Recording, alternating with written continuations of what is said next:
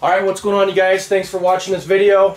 I'm going to get straight to the point and tell you if this Bering Optics Super Hogster is worth the money, and most of all, if you should buy one.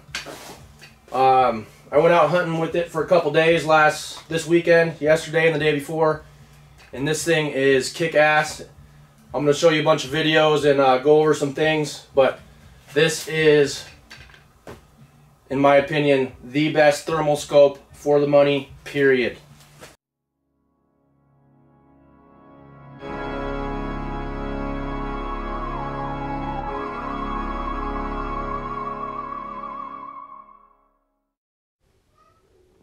Hey.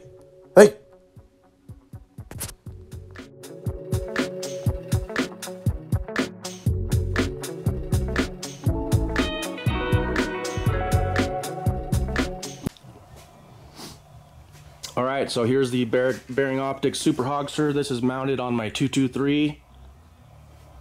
This is a 223 Wild, 18-inch barrel. Pretty nice little AR-15, but that's what I went hunting with this weekend. Went coyote hunting. Man, the scope is so cool, you guys. And the first thing I want to go over on this thing is the ability to take this scope off and use it as a monocular and a scope. That is huge. That saves people a lot of money, especially if you're first getting into thermal hunting. Being able to take this off, just pulling that latch and taking this off and using this as a monocular and scanning the area looking for coyotes or whatever the hell you're hunting. I only hunt coyotes mainly, so that's what I'm doing. You gotta have a monocular to scan for coyotes. If you're buying thermal for the first time, chances are you're looking for a monocular and a thermal scope, and it is expensive. But with this unit, it is super small. It can fit in your hand. I'm using my left hand, and you can scan for animals like this. The best part, you take this, mine goes on the back of this rail, you put that on, you flip that lever, and this unit is on tight. And it holds zero. I tried it, I took it off, I used it as a scanner, I blasted a rabbit. This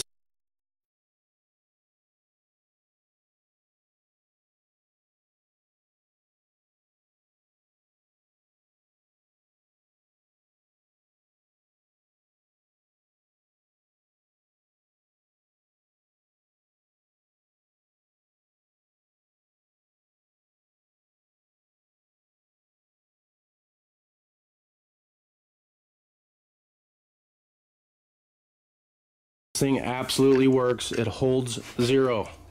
That is huge.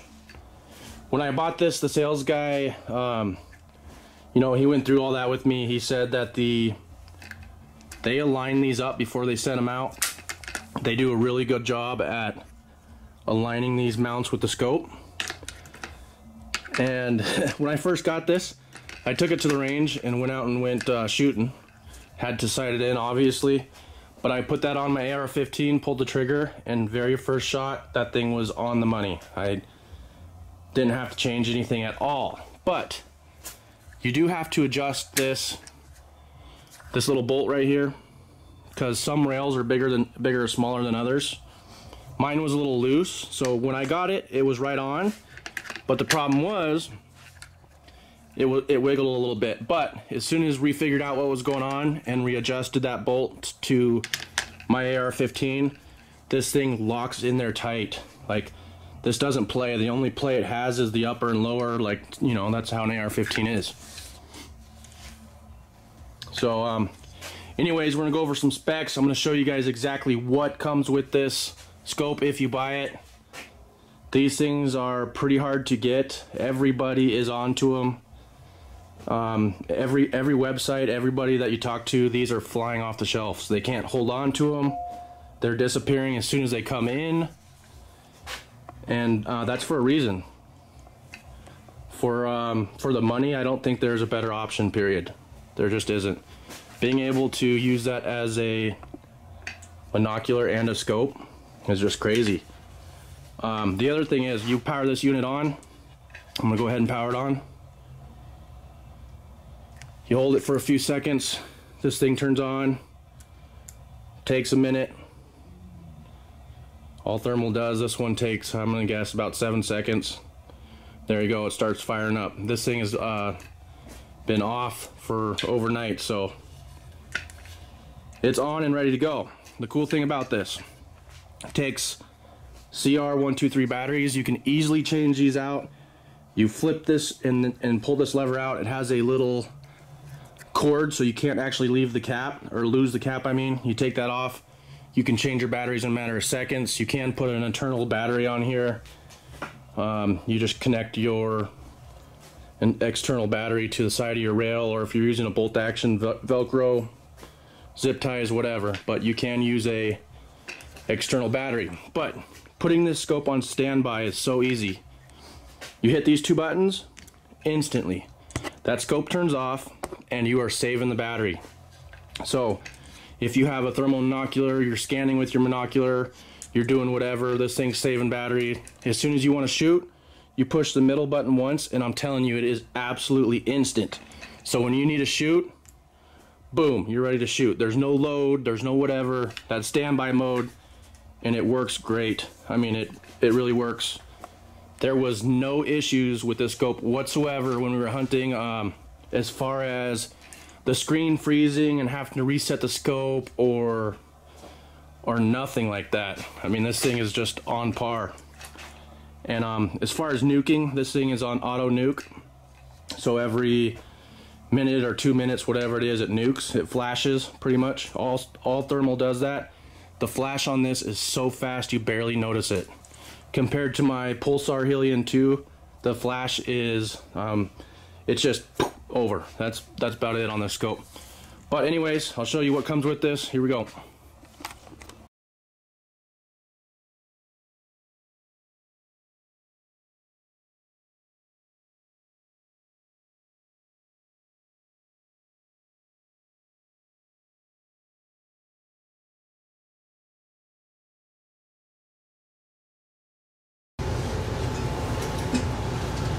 Alright, what's up you guys? Chances are you're watching this video because you are considering buying this scope. It is one hell of a thermal scope. Bering optics. Super Hogster boy. Anyways, this is a Pulsar Helion 2. This is just a size comparison. Yeah. This is a handheld. But very similar in size. So what you're going to get as soon as you buy this unit, you're going to get this bag. It comes with the eyepiece scrunchie. It's got a separate little compartment for that. You're also going to get the cord. This allows you to hook it up to the computer or an auxiliary. You can hook it up to your TV if you want to view your stuff. In order to get your videos off this has inboard video recording. It's got 16 gigabytes. I recorded quite a bit of video and only used about 10% of this on a 2-day night hunt. So there's a lot of internal storage on here. You're going to get the optic, obviously. The pack, the eyepiece can come off and on. On this one, I actually like their eyepiece. It works really good, so I leave this one on. You're also going to get a user's manual. This is made in Texas, so this is actually a user manual, all in English with pictures, shows you all the buttons, tells you everything you need. This is, you know, super easy to learn how to use this optic the way that they put this manual. You don't have to. It tells you, you know, your sighting in. It tells you everything. It tells you what every button is. Tells you how to use the app. Very easy to read, especially when they have all the pictures, all the buttons labeled. The app to pull the videos off only works for Android phones, which kind of sucks, but it does work very good. Their app works really good. You can get the videos off, and we did it in like 5 minutes. We had our video off and then posted to Instagram. I did hear they're coming out with an iPhone update, but as of right now when this video comes out, their app is only for Android. You can still plug this in and get what you need off your laptop and get it to your phone. It's not that hard. It's, you know, pretty easy. But as far as if you should spend the money on this, in my opinion, absolutely yes. This clarity of this scope was superb. I had no problem clarifying a Coyote, you know, 400 or 500 yards. There was no issue telling it was a Coyote. This is a $4,000 monocular, this Pulsar. It's got a 640 sensor. This is a 2.5x. The clarity on this with the 640 sensor, you can see the landscape and you can see stuff a lot better. But this Hogster actually keeps up, and it is far less. You know, taking this off your scope, just quick detaching it and using it as a binocular, I had zero problem doing that. And you'll definitely see animals and everything you need with this as far as using it as a binocular.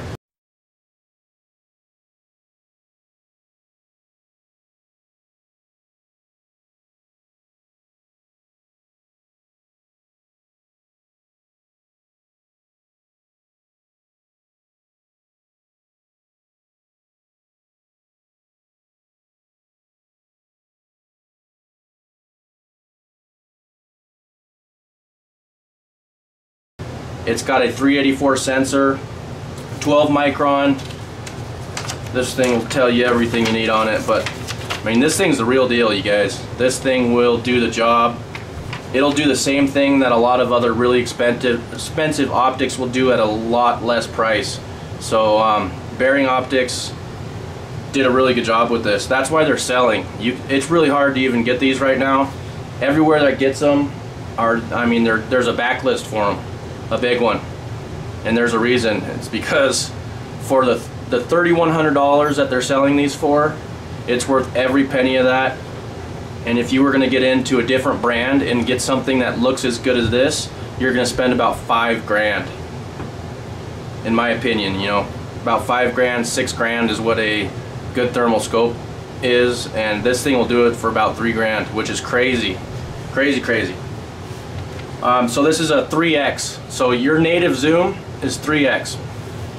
So if you're looking into thermal optics, one of the biggest things you're going to look at, one of the most important things you need to look at is what is the native zoom. So without zooming in is what you see. So this is 3x, and that is just the sweet spot, especially if you're shooting coyotes.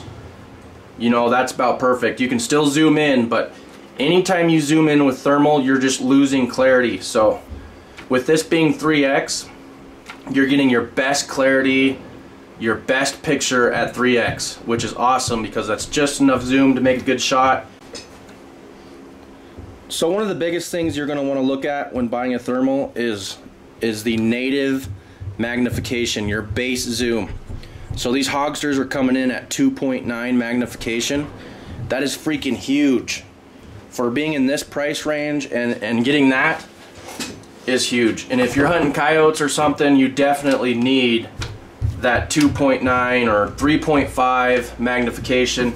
So this coming in at 3 is just hitting the sweet spot just perfectly. You can still zoom in, but anytime you zoom in with thermal, whether it's this, a Pulsar unit, whatever, if you're zooming in, you're losing clarity. You're gonna lose your pretty much your everything. It's going to start cutting down as you zoom in. So this is all a spec sheet. I'm not going to get too into that. This is a 35mm lens, you guys. 12 micron. This says it takes 8 seconds to start up, which isn't bad. You just get to the stand, fire it up, boom. This is a 384 sensor by 288. This runs on, I'm going to show you the battery compartment.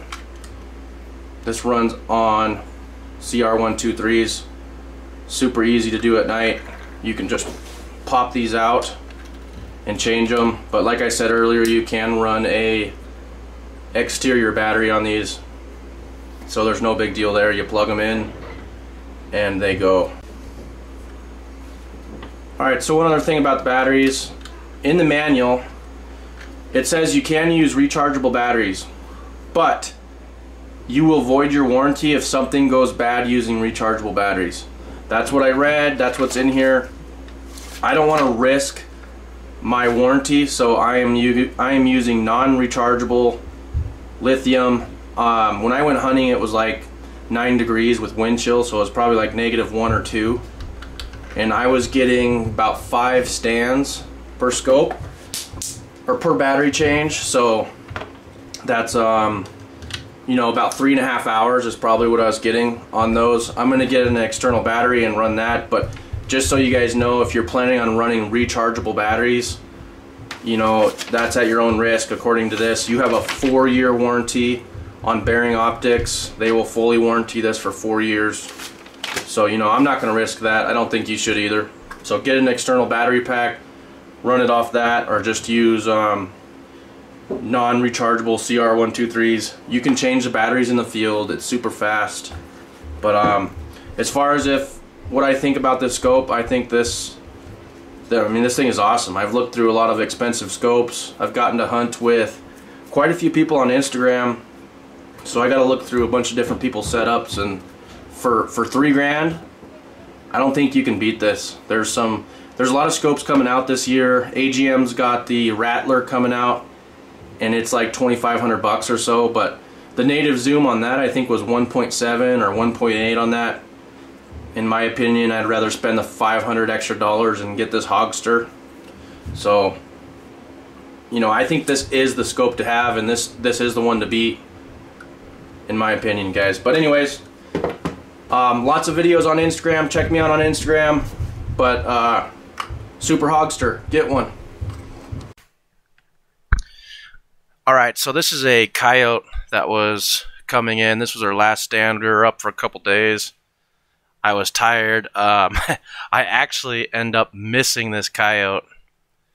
But the cool thing is, I was kind of messing with the scope, doing some zooming in, and as this Coyote was coming in, I changed the scope to black hot. You know, obviously, if you're doing hunting with a thermal, you're either using white hot or black hot. The other ones really don't do it justice, but the black hot actually looks really, really good on this scope. But go ahead and watch this Coyote come in. I'm actually going to take a shot at him. When I take the shot, he is probably 180, 200 would be my guess.